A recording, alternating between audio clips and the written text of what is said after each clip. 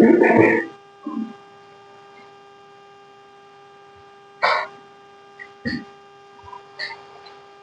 Very good morning आप सभी को। बहुत दिनों से फर्स्ट ईयर के बच्चे कह रहे थे कि सर जी मैकेनिक्स के कुछ ऐसे टॉपिक्स की वीडियो बना दीजिए जिनसे हमारा सेमेस्टर बिल्कुल इजीली निकल जाए। ठीक है, तो आज से हम मैकेनिक्स स्टार्ट कर रहे हैं और आपको day by day per day एक वीडियो मिलेगा।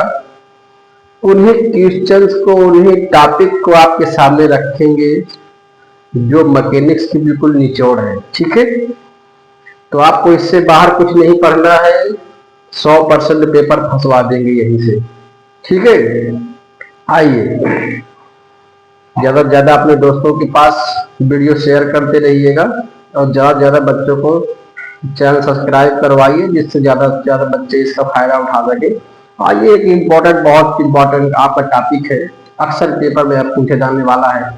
ठीक है, इंजीनियरिंग मैकेनिक्स, अप्लाइड मैकेनिक्स दोनों में आपके यूज होने वाला है।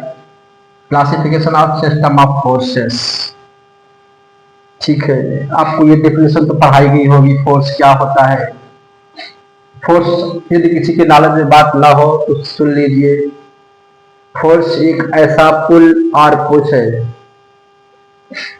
जो कि किसी बॉडी की पोजीशन चेंज करता है अथवा उस बॉडी की पोजीशन चेंज करने की चेष्टा करता है, ट्राई करता है। ठीक है, फोर्स में आपने न्यूटन साहब की भी लॉ पढ़े होंगे, फर्स्ट सेकंड थर्ड लॉ, उसके बारे में आप लोग सब फिजिक्स में पढ़े होंगे। ठीक है, तो हम आपके आज टॉपिक में आगे सीधे आगे बात करते हैं, classification of system of forces. और फिर हम उनसे बात करेंगे जो हमारे सिस्टम में फोर्सेस इन्वॉल्व है, जैसे वर्क करते हैं।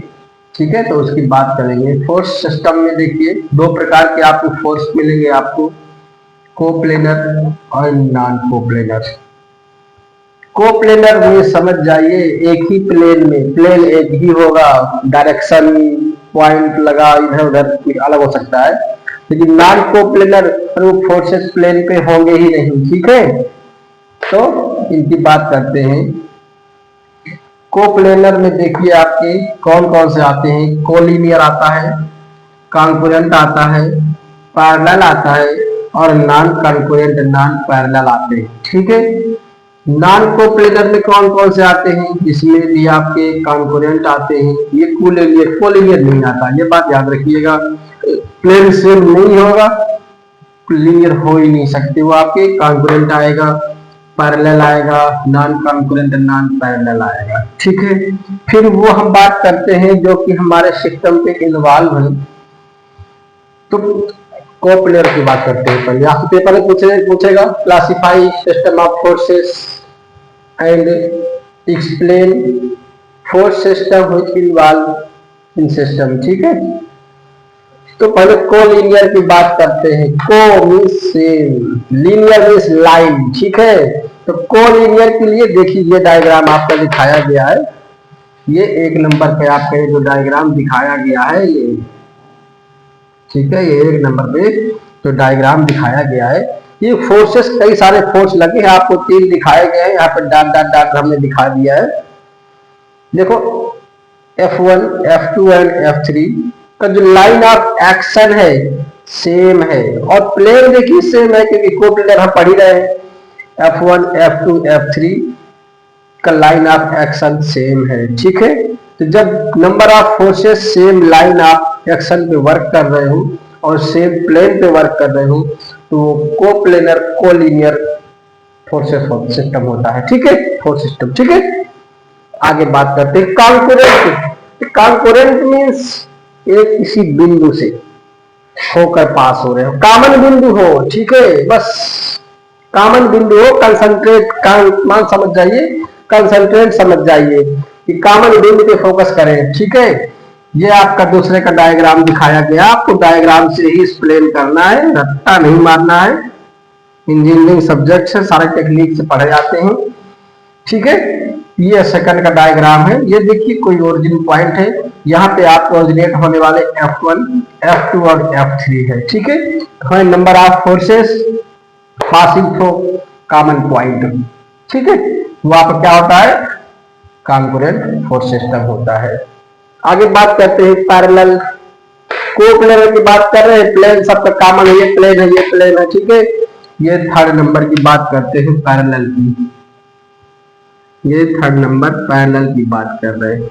ठीक है, जो थर्ड नंबर पैरेलल की बात हो रही है तो आप इसमें देख लीजिए, पैरेलल प्लेन सेम है लेकिन नंबर ऑफ फोर्सेस जो लगे हुए हैं पैरेलल लगे हुए मींस उनकी लाइन ऑफ एक्शन कितनी भी आपकी इंक्रीज की जाए वो आपस में कभी भी टच नहीं करेंगे, मैच नहीं करेंगे। ठीक है, पैरेलल वही तो होती है कि इनफिनाइट तक एक्सटेंड करने के बाद भी जो उनमें डिस्टेंस है, गैप है, वो सेम रहता है, वो लाइंस आपकी पैरेलल कहलाती हैं। ठीक है, तो देखिए ये आपका प्लेन दिखाया गया है कि F1 लगा है, F2 लगा है, F3 लगा है।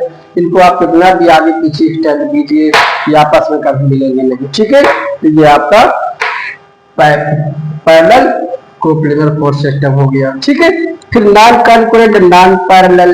अब ये आपका देखिए चौथा वाला दिखाया गया है, ये चौथा दिखाया गया है, नॉन कॉन्करेंट नॉन पैरेलल। ना ये कॉन्करेंट है और ना ही आपका पैरेलल है, लेकिन कोप्लेनर है, एक ही प्लेन है। ठीक है, ये आपको देखिए F1 F2 ये यहाँ से गए हैं, चलिए एक ही बिंदु से चले गए हैं, लेकिन जो F3 लगा है उसका लाइन ऑफ एक्शन ये है और जो F4 लगा है उसका लाइन ऑफ एक्शन ये है। ठीक है, तो है same plane, number of forces अलग अलग बिंदुओं से होकर पास करते हैं। ठीक है, और वापस से पैरेलल भी ना हो तो वो आपके सारे के सारे टर्म्स होते हैं non concurrent non parallel system में आते हैं। ठीक है, वो बहुत मोस्ट इंपॉर्टेंट क्वेश्चन है, अक्सर पेपर में आने वाला है।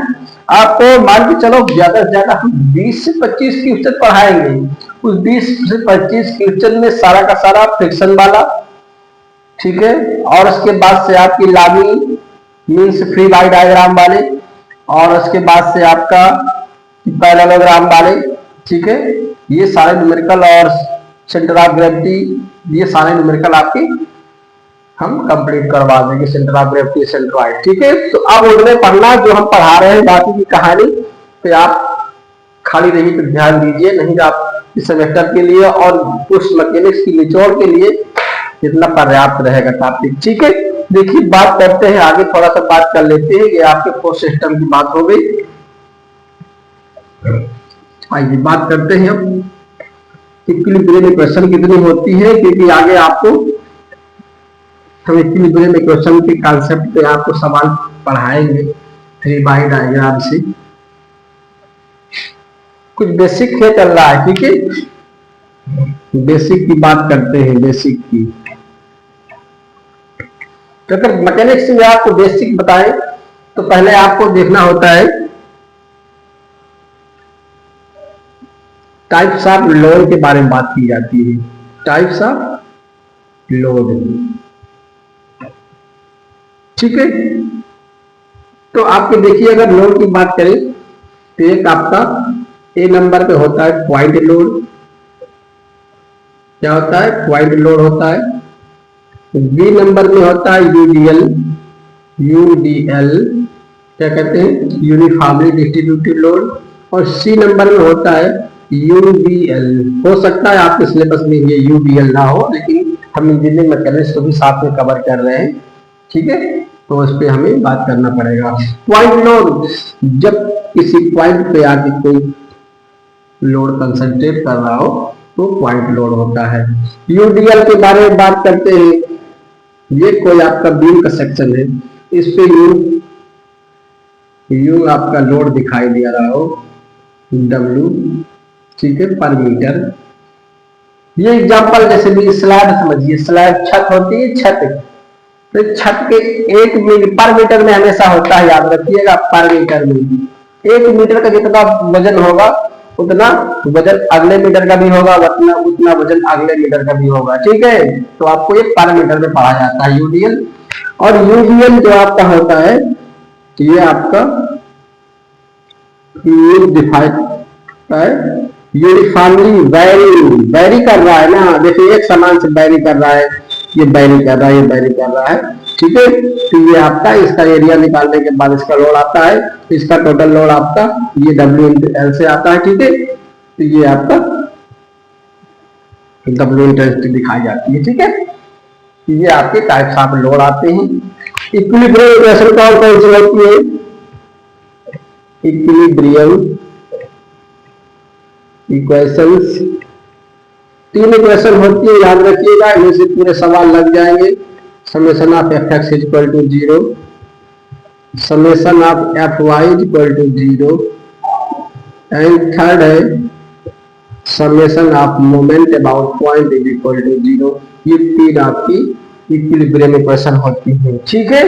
और एक बात को ध्यान दीजिए, तो बेसिक है बता रहे हैं हम, आपको रट्टा नहीं मरवाएंगे, बेसिक को लेकर चलेंगे आप, मैकेनिक्स कुछ नहीं है, ठीक है। हमेशा ध्यान दीजिएगा, जो आपका कोऑर्डिनेट सिस्टम होता है आपको पता होना चाहिए, ठीक है। North, south, east and west, ठीक है, इतना आपको पता होना चाहिए। फिर इस बात पे ध्यान देना है, मान लीजिए ये कोई P फोर्स है, यहां से थीटा एंगल बनाता है, इतना ध्यान देना है जिस एक्सिस से वो एंगल बना रहा है वो हमेशा कॉस बनाता है। यहाँ पे जो इसका कंपोनेंट आएगा वो कितना आएगा, वो आपका आएगा P cos थीटा, और जो इधर कंपोनेंट आएगा वो कितना आएगा, वो P sin थीटा आएगा। इस बात का आपको ध्यान देना है, जिस एक्सिस से एंगल बनाएगा हमेशा कॉस बनाएगा, और जिस एक्सिस जो रिमेनिंग जो एक्सिस रह जाएगी वहां से साइन बनाएगा। इसकी बेस आगे हम आपको न्यूमेरिकल पढ़ाने वाले हैं, इसके बेस आपको न्यूमेरिकल हम पढ़ाने वाले हैं, ठीक है। और उसके बाद से आपके पैरेललोग्राम आपने पढ़ा होगा थोड़ा बहुत पैरेललोग्राम के बारे में, ठीक है। तो ना पता हो, देखिए उसका फार्मूला आपको सीधे बता दे रहे हैं हम पैरेललोग्राम के बारे में, ठीक है। रट्टा नहीं मरवाएंगे, सीधे वही पढ़ाएंगे जो आपको जरूरत है, कहीं नहीं बताएंगे। देखिए पैरेललोग्राम में क्या होता है, ये आपका पैरेललोग्राम है। यहाँ पे सिस्टम ऑफ फोर्सेस के बारे में बात कर लेते हैं, ठीक है। तो आपकी कोई 2 फोर्स होते हैं और उनका रिजल्टेंट निकालना होता है, तो उसका देखिए रिजल्टेंट का फार्मूला क्या होता है, R इक्वल टू, बिल्कुल सिंपल सा फार्मूला होता है, P² plus Q² plus 2PQ। अब वो डिपेंड करता है अल्फा कोण बना रहा है कि थीटा कोण बना रहा है, ठीक है। चलिए हम आपको ऐसे कुछ बनाए दे रहे हैं, अभी ऐसे अभी कुछ बनाए दे रहे हैं, ठीक है, और बोले दे रहे हैं अल्फा कोण बना रहा है। फिर जब इसके न्यूमेरिकल लगवाएंगे तो एक बार डिटेल में आपको और एक्सप्लेन कर दिया जाएगा। तो अल्फा कोण बना रहा है तो हम यहाँ पे बोलेंगे cos अल्फा, ठीक है। आज सिर्फ इंट्रोडक्शन दे रहा है, कैसे कैसे आपको सवाल पढ़ने को मिलेंगे, ठीक है।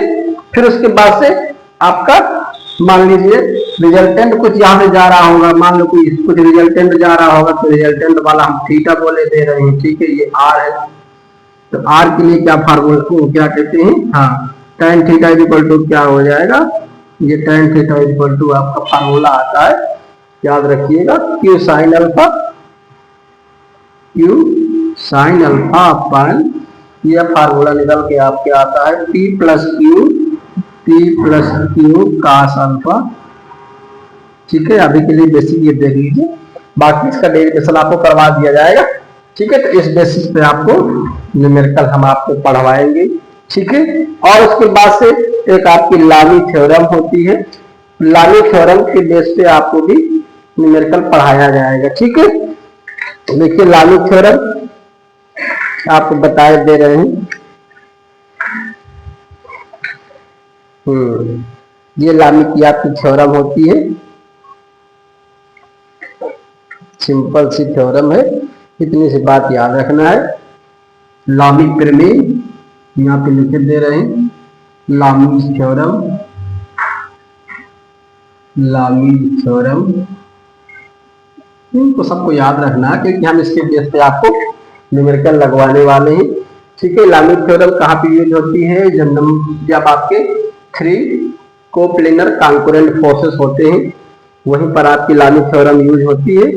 ठीक है, तो आपका ये आपका P upon sine alpha equal to Q upon sine beta equal to R upon sine gamma, ये आपकी लामी थ्योरम होती है। ठीक है, फिर उसके बाद से आपको डिपेंड करता है, नंबर आप किताबें अलग अलग एंगल बनाती रहती हैं, लेकिन ये आपकी लामी थ्योरम का फार्मूला होता है। ठीक है, तो ऐसे बेस पे आपको न्यूमेरिकल पढ़ाए जाएंगे। ठीक है, तो आप लगातार वीडियो को देखते रहिएगा। ठीक है, और डे बाय डे एक एक कंसेप्ट आपके पास न्यूमेरिकल आएंगे। ठीक है, चलिए मिलते हैं आपसे नेक्स्ट वीडियो में।